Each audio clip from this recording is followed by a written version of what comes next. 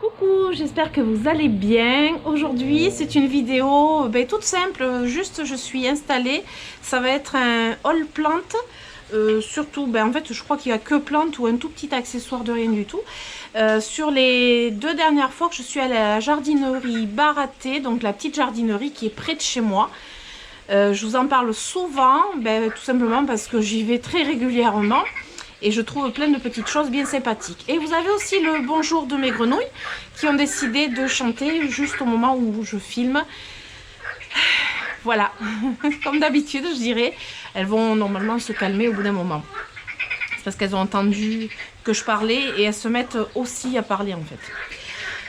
Dans ce hall, il va y avoir des plantes d'intérieur. Enfin dites d'intérieur parce que voilà. Principalement, alors pour les personnes qui n'aiment pas, mais principalement des Hoya. Je regarde, oui, principalement des Hoya. Il y aura des plantes d'extérieur pour le jardin. Évidemment, on est au printemps. Voilà. Alors, faut que je les laisse s'exprimer et je pense que je vais attendre un tout petit peu. Voilà, c'est bon. Je pense qu'elles se sont un petit peu calmées, j'espère pour un petit moment. Donc je disais, il y a des plantes d'extérieur puisque dans le... là en ce moment, le jardin c'est à fond, à fond, à fond. C'est le printemps, c'est... Voilà, tout pousse, mais c'est aussi les plantations et...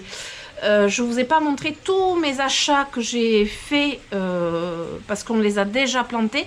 Ce qu'on a déjà planté, en fait, je vous les montrerai dans un vlog jardin tour... un garden tour, je sais pas comment j'appellerai ça, enfin on verra. Mais là, ce que j'ai ici, je vais pouvoir vous les montrer justement pour pouvoir planter en suivant. On va commencer par les plantes d'intérieur. Voilà, on fera les plantes pour le jardin un petit peu après. Tiens, une variété de plantes qui est pas du tout un Hoya, qui est pas non plus une plante d'intérieur, qui est une succulente. J'ai chopé ce joli cactus, c'est un Tephrocarpus articulata qui est juste sublime. Ça faisait un moment qu'il me faisait de l'œil. Je l'ai vu je sais pas combien de fois cette jardinerie. J'ai dit toi, je sens que tu vas venir à la maison, et à chaque fois que je passais je disais toi tu vas venir à la maison. Je l'avais bien repéré et en plus il va fleurir parce que comme vous voyez ces petits le haut comme ça là avec des petits poils, c'est qu'il va fleurir. Donc là il y a plusieurs fleurs qui vont arriver. Je ne l'ai pas encore rempoté. Est-ce que je le rempote avant qu'il fleurisse? Je sais pas. Je sais pas. Il était à 9,95 €, ce qui n'est vraiment pas cher pour ce type de cactus. Et il est beau. Par contre il penche un petit peu, donc je pense que je vais le rempoter parce que là le substrat il n'est pas bon du tout. Voilà, je vais pas le laisser là dedans, c'est sûr. Donc ça c'est la seule succulente que j'ai pris. La seule succulente que j'ai pris, mais voilà, maintenant je choisis bien spécifiquement chaque plante que je prends, que ce soit dans la véranda ou dans la serre, parce que les places sont chères de toute façon. Donc, et même dans le jardin, je dirais que les places deviennent chères. Donc voilà, il faut choisir en réfléchissant. Donc ça c'était pas la toute dernière fois que je suis allée à la jardinerie, mais la fois d'avant. Alors ensuite en plante d'intérieur, j'ai pris des Hoya, comme je vous ai dit. Alors vous avez pu voir dans mon dernier vlog, certainement si vous l'avez regardé, je sais pas. Il y avait des Hoya et il y en avait notamment 2 que je n'avais pas à la maison, donc j'ai pris. Après je prends pas systématiquement tous les Hoya que je trouve ou que je n'ai pas parce que les places sont chères aussi, mais il y en a un, c'est sûr, je cherchais celui-ci, j'ai eu de la chance, j'aurais jamais cru que j'allais tomber dessus comme ça. Voilà, quand ils ont réachalandé les plantes d'intérieur. Un autre Hoya que j'avais entendu parler mais je n'avais pas alors j'ai pas de wishlist, mais je l'avais pas mis dans mes futures acquisitions, on va dire. Mais celui-ci par contre oui, c'est le Euskeliana, mais pas variegata, le tout vert, tout simple. Alors bien souvent on cherche le variegata, la version variegata ou panaché d'une plante. Moi je cherchais la version verte et j'ai trouvé ce petit Euskeliana qui est juste magnifique, qui est une très belle potée et qui était à 14,95 €. et qui est juste sublime. Là, j'ai plein de petites lianes, des petites tiges, parce que là, c'est un Hoya, je trouve, qui ne fait pas de lianes très longues pour avoir des feuilles après. Elle fait plutôt comme des tiges, et au fur et à mesure, elle sort des feuilles. Parce que suivant les Hoya, il y en a certains qui lancent vraiment des lianes très très longues, et d'autres qui lancent des lianes pas trop longues, mais qui font, vous voyez, ça c'est vraiment, je crois, le plus long qu'elle fait. Pour après avoir les petites feuilles. C'est pas le même type de Hoya, ça pousse pas de la même façon, c'est plus touffu, c'est tout mignon. Voilà, et la version variegata, ben, je l'avais eu il n'y a pas si longtemps que ça, et la version verte, je me la cherchais. Et quand je l'ai vue, j'ai dit bon sang, elle est là en fait. Donc voilà, je l'ai pris dans un tout petit pot, les tout petits gabarits de pot comme ça, j'appelle ça des pots moches. Je suis toujours à la recherche de ces types de pots parce que je les trouve très pratiques. Même si c'est pas super joli, c'est très pratique et les plantes adorent être dans ces pots. Donc pour moi, voilà, je suis toujours à la recherche de ces pots là. Et le deuxième Hoya, je pose avant de faire des bêtises, le deuxième Hoya n'a rien à voir, c'est le Hoya Nicholsoniae. Voilà, je lis le nom pour pas vous dire de bêtises. C'est un Hoya qui a un feuillage vert, je dirais. Là, il paraît totalement basique comme feuillage. Mais moi, pour moi, je pense que c'est un Hoya. Il faut que je regarde davantage les photos et tout ça. Mais c'est un Hoya qui doit faire un beau sun stress. Il doit avoir un feuillage qui rougit, qui doit être magnifique. Avec la lumière assez intense, pas au soleil direct, pas forcément, mais avec une lumière très intense. Et par contre, comme je vous disais, il y en a certains Hoya qui font des très grandes lianes, et bien c'est son cas, qui lancent des grandes lianes et après ont des feuilles. Alors là, j'ai vu, je me disais, il y a 3 pieds, et en fait, il a 4 pieds. Il a 4 pieds, alors il y en a un qui est beaucoup plus petit que les autres, c'est-à-dire qu'il a une liane et une feuille. Mais c'est un pied à part entière. Donc en fait il a 4 pieds, je trouve que la potée est belle. Alors par contre la potée est à 39,95 €, mais pour 4 pieds ça fait 10 € le pied. Si on compte comme ça, voilà. Moi c'est pas comme ça que je compte, par contre je vois que j'ai cassé le bout de la liane. Et oui, parce que je les ai déplacés 2 ou 3 fois depuis 2 jours. Paf, voilà. J'ai enlevé le bout et ça se ramifiera. Donc je verrai pour rempoter dans le week-end. Parce que là je filme, on est samedi. Les plantes d'extérieur, je voudrais les mettre en terre. Mais ces plantes-là, je voudrais peut-être les rempoter dans le week-end. Il fait très beau, autant en profiter. Voilà, donc 2 nouveaux Hoya qui viennent retrouver toute ma petite collection. C'est pas une énorme collection, mais toutefois il y en a quand même quelques-uns qui commencent à être beaux. Je voulais vous montrer quand même des accessoires d'intérieur que j'avais pris aussi là-bas. Alors il y en a un que j'ai pris, ce sont des cache-pots. Il y en a un que j'ai pris l'avant-dernière fois que j'y suis allée, et le deuxième j'ai pris la dernière fois que j'y suis allée. Je vous les montre ensemble et vous allez comprendre pourquoi. Tadam! Ils sont pas mignons. Je les trouve très mignons. Je suis pas très cache-pot visage, mais là pour le coup je les trouve très mignons. Et il y en a un, j'ai déjà trouvé sa coiffure. Je vais vous montrer ça. C'est une plante que j'avais achetée à Jardiland Artigue et je suis même pas sûre de vous l'avoir montrée. C'est cette plante-là, je suis pas sûre de vous l'avoir montrée. C'est le Dischidia pangolin kiss. Je l'ai acheté à Bordeaux, mais à la jardinerie Baraté, ils en ont. Ça fait 2 fois qu'ils en reçoivent. Ça fait 2 fois qu'ils en reçoivent et ils les vendent très vite. Ça part très bien. Là, c'était 12,95 et je crois que c'était le même prix à la jardinerie Baraté. Et du coup, tadam, voilà la coiffure de mon cache-pot. Je regarde mon retour caméra. On dirait Médusa. On dirait, voilà, on dirait tout simplement Médusa. Voilà, je trouve ça très beau. Et du coup, maintenant, il faut que je trouve pour ce petit pot.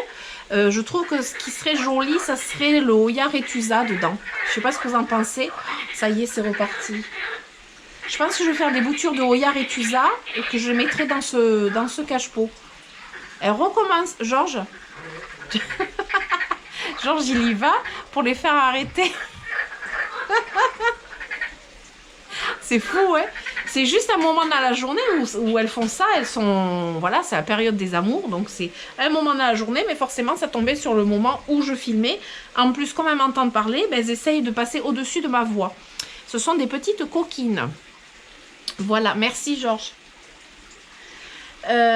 Ensuite, on va passer aux plantes d'extérieur que j'ai pu acquérir donc dernièrement. Comme je vous ai dit, il y en a certaines que j'ai pas du tout pensé à vous montrer avant de les planter. Je vous les montrerai dans le jardin. Je vous dirai quand est-ce que je les ai achetées, si je m'en rappelle. Mais celles-ci, je les ai encore sous la main et je pense que ça serait intéressant de vous les montrer parce que j'ai fait ce haul plant sur Instagram en story. Non, en live, et ça a beaucoup plu, donc je me dis, voilà, pourquoi pas faire la même chose, puisque j'ai eu des retours me demandant justement le nom de telle plante et tout ça, parce que ça c'est moins connu que certains, enfin que d'autres arbustes, et c'est vrai que celui-ci, là, je parle d'un arbuste en particulier, moi je le connaissais pas avant, c'est une découverte, donc si ça peut vous permettre de découvrir des plantes d'extérieur, tant qu'à faire, c'est plutôt intéressant. Alors, dans les premières plantes, une toute petite, c'est dans les vivaces. J'ai pris une, alors c'est un carex, c'est une lèche de Buchanan, donc c'est un carex, tout simplement, comme ça. Alors, est-ce que la couleur, ouais, c'est un peu couleur bronze. Je trouve ça très joli. Alors, il va être planté au niveau, au-dessus du bassin, en fait. Là, il a besoin d'être planté. Donc c'est pour ça que je préfère vous montrer maintenant. J'ai payé ça, je crois, 2,95 ou quelque chose comme ça. C'est dans les petits pots, vous savez, les vivaces, comme ça. Suivant les hauteurs de plantes, ils sont rangés par rapport à la hauteur de la plante. Et là, c'est une hauteur moyenne. Exposition soleil mi-ombre. Alors, dans le sud, ça va être plutôt mi-ombre que soleil. Puisque ici ça cogne fort, on est dans le sud-ouest pour ceux qui ne savent pas encore, ça cogne assez fort, donc là quand il dit soleil mi-ombre, soleil c'est pour le nord et mi-ombre c'est pour le sud, on va dire ça comme ça, c'est beaucoup plus simple. Toujours dans les vivaces, j'ai pris, alors j'étais obligée de les prendre ensemble parce que elles sont, comment dire, ce sont des jumelles, vous savez quand... je sais plus comment ça s'appelle, des jumelles qui sont collées, hein. Bon après c'est pas grave, j'en avais besoin de plusieurs. Ce sont des sagines, je sais pas si vous connaissez les sagines, c'est comme des petits gazons avec des toutes petites fleurs. Donc là sur l'image on voit les fleurs, mais en fait on est à milieu de s'imaginer que la taille de la fleur est ainsi. Ça y est, recommence. Voyez la taille? Ouais, je pense que vous allez voir. Alors pourquoi j'ai pris ça, il y en a d'autres qui arrivent. Pourquoi j'ai pris ça, c'est parce que je vais les découper et essayer de les installer entre certains pavés au bord du bassin. Mais ça je vous expliquerai au moment venu, si j'y arrive, ça serait bien. Parce que ça a besoin quand même d'ombre et d'humidité. Là c'est exposition mi-ombre, moi je dirais ici exposition ombre, c'est quand même l'idéal. Voilà. Donc... comme des sœurs jumelles siamoises. Voilà, c'est ça que je voulais dire. Rattachées ensemble. Vraiment, c'est attaché ensemble. Donc, j'allais pas tout craquer. Et puis, bon, 2 pots, c'était pas gênant. Voilà, pareil, 2,95 il me semble. Voilà, toutes les vivaces, elles sont au même prix. Alors, dans les plantes un peu plus grosses, j'ai presque fini. Il en reste que 2. Ça sera une vidéo très très courte. Bon après en ce moment je fais des vidéos un peu plus courtes ou plus simples parce que ben, comme je vous ai dit c'est pas la grande forme, donc ça sera une vidéo un petit peu plus courte. Alors pour les personnes qui me suivent depuis un moment, vous devez connaître la plante que je préfère, pas des arbustes, une des plantes que je préfère dans le jardin. J'en ai trouvé une de plus, c'est une chaire, une magnifique chaire, et celle-ci je l'avais pas. Parce qu'elle est rouge orangée, elle paraît plus orangée sur l'écran, mais elle est vraiment rouge. Elle n'est pas non plus bordeaux, parce que j'en ai une qui est bordeaux. Là, c'est vraiment rouge assez pétant. Elle a même des fleurs qui commencent à arriver. Et cette potée, elle est énorme. Cette potée, elle était à 15,95 €. Mais elle fait... ouais, le prix il est proportionnel à la potée. D'ailleurs, enfin, on peut le voir, hein, que c'est vraiment impressionnant. Voilà. Et il s'appelle... C'est le Cher Forever Red. Forever Red. Avec l'accent pas du tout anglais. Voilà. Donc celui-ci, il ira dans mon massif à Cher. Parce que j'ai un massif complètement dédié aux Cher.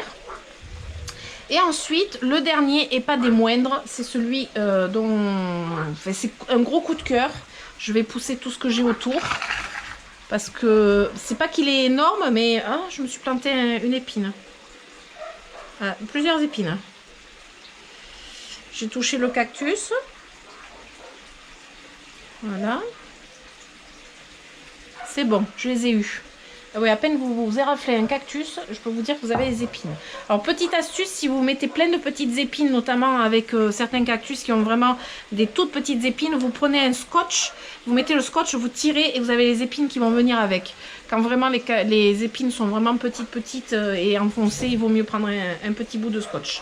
Là, c'est pas le cas, je les ai toutes enlevées, donc c'est bon. Alors, cet arbuste, je ne sais pas si vous le connaissez. Si vous le connaissez, ben, je vous invite à mettre en commentaire comment il se tient chez vous, quelle est l'exposition, s'il est grand et tout. C'est un arbuste, alors c'est un arbre qui peut être taillé comme un arbuste.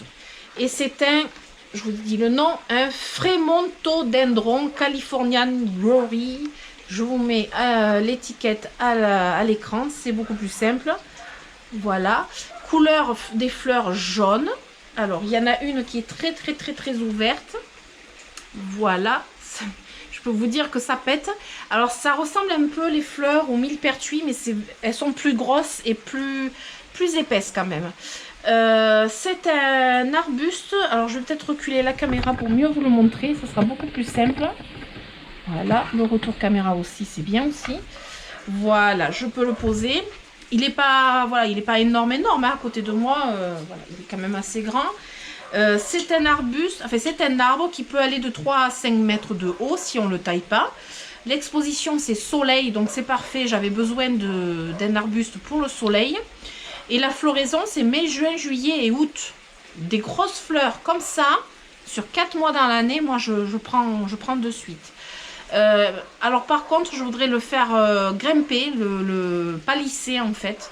On peut le faire, il n'a pas besoin d'être palissé obligatoirement. Moi je veux le palisser à un endroit bien précis. C'est sur le côté du local technique. Je vous montrerai quand on le plantera. Je pense qu'il rendra vachement bien là où je veux le mettre. Et après, l'avantage c'est que c'est un arbre que l'on peut tailler comme un arbuste, c'est-à-dire qu'il n'est pas obligé de faire 3 à 5 mètres de haut, il peut faire 1,50 m, 2 mètres ou 1 mètre, voilà, c'est vous qui choisissez la taille qu'il aura. Et autre particularité, il a un feuillage très particulier qui a de la pruine dessus. Alors je touche pas trop parce que la pruine c'est quand même irritant pour les yeux, sachant que je vais quand même me laver les mains juste après, donc j'ai pas de raison de m'inquiéter. Mais comme toute plante dans le jardin, il peut y avoir en fait il y a plein de plantes dans le jardin qui peuvent être irritantes, qui peuvent être toxiques, comme par exemple le laurier rose, c'est une plante toxique. Il y a plein de plantes comme ça, il ne faut pas en avoir peur plus qu'une autre. C'est juste que la pruine, voilà, il ne faut pas s'amuser à toucher les feuilles et toucher les yeux juste après. Et le feuillage est vraiment très beau, il a une petite forme bien sympathique. Je vous le montre comme ça. Vous voyez, c'est tout petit feuillage, tout mignon. Et il a un port très joli, très beau. Voilà, j'adore. Je trouve vraiment magnifique. Et c'est une découverte. Je ne le connaissais pas celui-ci. C'est vraiment voilà, c'est une belle découverte. Et quand j'ai fait mon haul de ces plantes-là, sur Instagram, j'ai 2-3 personnes qui m'ont redemandé le nom et qui m'ont dit ça m'intéresse pour mon jardin, etc. J'aimerais bien le planter. En trouver un et le planter. Donc voilà. Ils en ont reçu plein à la jardinerie Baraté. C'est vraiment le coup de cœur de cette sortie. Surtout qu'il était à Il me semble 15 € et quelques, j'ai plus l'étiquette. Non, j'ai plus l'étiquette. Il était à peu près à 15 €, ce qui n'est vraiment pas cher pour un arbuste. 15 €, franchement, c'est pas cher. Donc voilà, ça c'était dans ce qui était plantes. Et j'ai pris aussi autre chose qui pourrait peut-être vous intéresser, peut-être que vous connaissez déjà. C'est du bactériosol. Bactériosol. Dans la logique, on dit bactériosol parce que c'est pour le sol, mais si on lit avec l'orthographe française, on dirait bactériosol. Donc voilà, c'est un éco-fertilisant. C'est la première fois que j'en prends parce que j'utilise du compost chez moi. J'utilise du guano aussi pour fertiliser le sol. Sauf que ça, a priori, ça fonctionne très bien pour notamment les épiphylomes, même les cactus, les Hoya, les plantes d'intérieur, vous pouvez l'utiliser. Donc je me suis dit, je vais tester au prochain rempotage, je mettrai du bactériosol. C'est français en plus, c'est français. Et alors, fabrication française, ici, vous avez le petit logo. D'ailleurs, dans plusieurs de mes plantes, vous avez le petit logo comme quoi ça vient de France. Ça aussi, c'est intéressant. Vous voyez, ça vient de France. Quand vous avez ce logo là, c'est que ça vient de France. Ça n'a pas été importé d'un autre pays. Voilà, comme il y a beaucoup de choses cultivées dans d'autres pays qu'on importe. Voilà, les grenouilles recommencent. Et là, c'est pareil, c'est fabrication française. C'était pas excessivement cher, c'était à peu près 7 € le kilo. Dans un sachet écologique, donc ça c'est bien. Refermable, c'est bien aussi. C'est sous forme de petits granules. Je ne sais pas si je vais arriver à vous les montrer parce que j'ai pas encore ouvert le paquet. On dirait des petits granules pour lapin ou vous savez les granules pour les poils à peler. On m'a conseillé, suite d'ailleurs à mon live sur Instagram, on m'a conseillé de les broyer pour mettre dans le substrat pour que ce soit plus efficace. Alors ça va fertiliser le sol, donc dans les pots, le substrat. Ce qui serait intéressant, c'est que j'essaye aussi sur des pieds de tomates, par exemple, quand Monsieur Vide-Plante va planter des pieds de tomates, lui dire par exemple de laisser 2 pieds de tomates sans en mettre du tout, pour voir s'il y a une réelle différence. Ça peut être sympa comme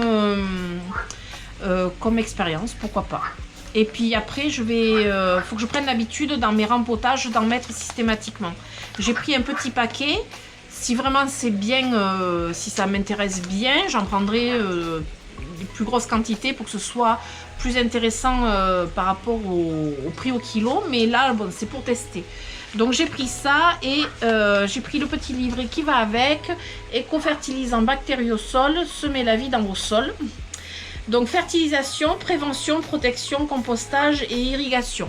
Donc ça, j'en ai discuté avec le monsieur qui travaille à la jardinerie, de la pépinière, et qui m'a dit qu'il utilisait que ça pour toutes ses plantes. Donc ça fertilise et ça permet que la plante elle soit plus robuste au niveau des maladies et des nuisibles. Et ça m'intéresse beaucoup pour les épiphylomes et les Hoya. C'est vraiment quelque chose qui m'intéresse énormément. Donc pour le compostage et l'irrigation, ça permet aussi que le substrat soit pas trop rétenteur d'eau. Voilà, donc j'ai trouvé ça plutôt intéressant. Je vous montre le petit livret si jamais ça vous intéresse. C'est pas un partenariat, c'est pas du tout. Voilà, je vais tester. Je vous donnerai des retours quand ça sera le moment. Pour l'instant, voilà, je vais juste tester. Mais je vous le montre quand même parce que peut-être que vous aurez envie de tester vous aussi. Voilà, on arrive à la fin de cette vidéo qui sera courte, c'est sûr, mais je pense qu'il sera peut-être pour vous intéressante, je l'espère. Et si vous avez passé un bon moment avec moi, je vous invite à mettre des pouces et surtout à vous abonner et à activer la petite cloche pour les notifications de mes prochaines aventures. Et en attendant, écoutez, je vous fais d'énormes bisous et je vous dis à très bientôt. Ciao, ciao!